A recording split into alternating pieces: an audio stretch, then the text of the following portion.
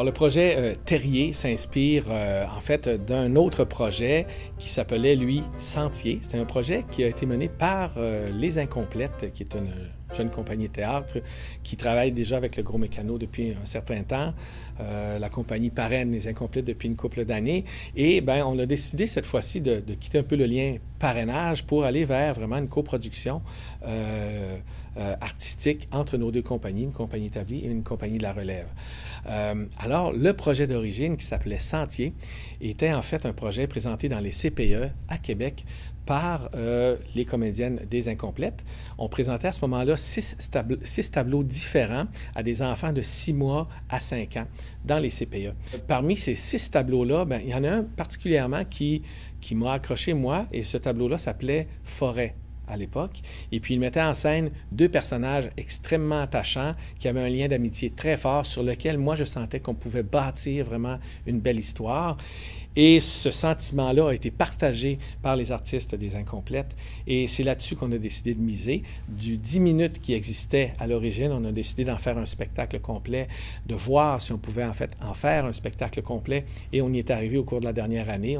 La proposition s'étend maintenant à plus de 50 minutes.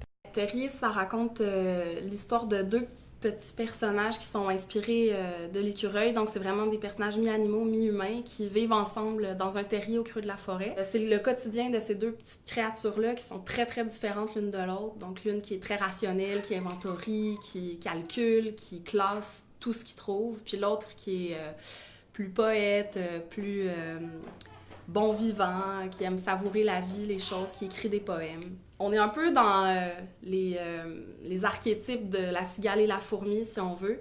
Donc forcément, comme les 2 personnages sont très, très différents, ben, ils vont éventuellement vivre un conflit. Mais il y a un gros conflit qui va les séparer puis qui va amener un des personnages à quitter le terrier, à se retrouver tout seul dans la grande forêt. C'est vraiment une fable sur l'amitié, la tendresse, le besoin de l'autre.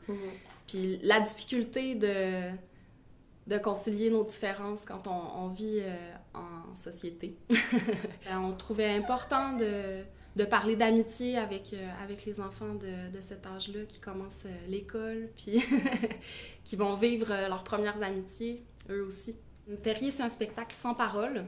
Donc forcément, comme c'est sans parole, ben, il y a une grosse emphase sur la physicalité. Le langage ne provient pas nécessairement des mots, il provient directement des émotions, il provient directement des actions et des réactions qu'ont les personnages un envers l'autre. On a énormément travaillé sur le corps, puis on continue de le faire, dirigé par notre chère Josiane Bernier, qui est danseuse et chorégraphe.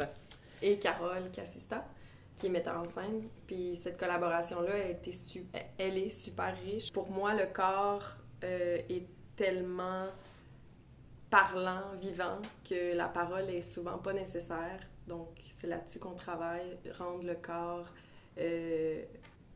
apte à véhiculer un message et une personnalité en soi. Puis des émotions. Oui. J'aime beaucoup ça parce que c'est un langage qui parle directement aux enfants, un peu comme de la musique nous parle directement. Ce langage-là, puis on l'a testé vraiment avec les enfants qui sont venus en atelier avec nous, qui ont vu des premiers enchaînements et qui ont reçu absolument tout ce qu'on voulait qu'ils reçoivent. Des dialogues qu'on avait entre les personnages, mais des dialogues pas de texte, purement en action-réaction. Ce qui est intéressant également, c'est que ça offre un beau potentiel pour le spectacle, pour la tournée, parce qu'enfin, on n'aura pas besoin de traduire cette œuvre-là.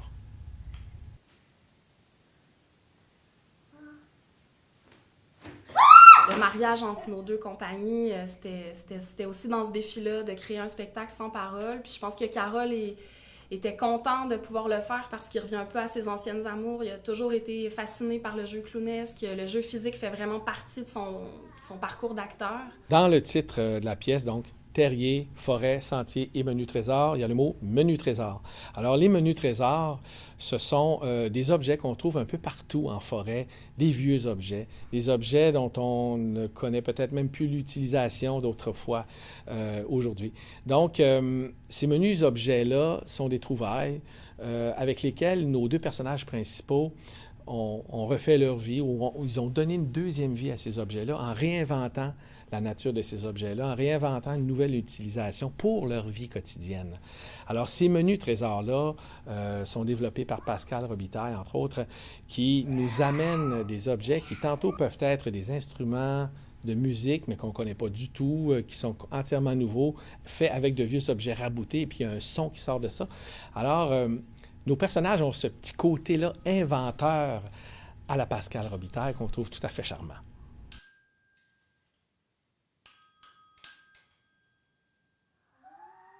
Si on parle de l'aspect visuel du spectacle, donc on voit, on a des draps ou des bouts de tissu qui viennent du plafond, qui tombent sur scène, qui peuvent représenter des fois les arbres. On peut projeter sur ça différentes saisons.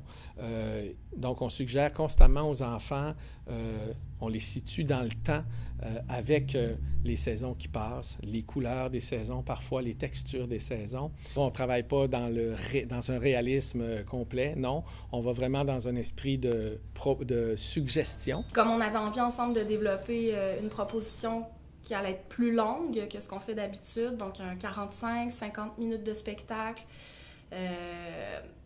on avait envie de se diriger plus vers un public de 4 ans et plus.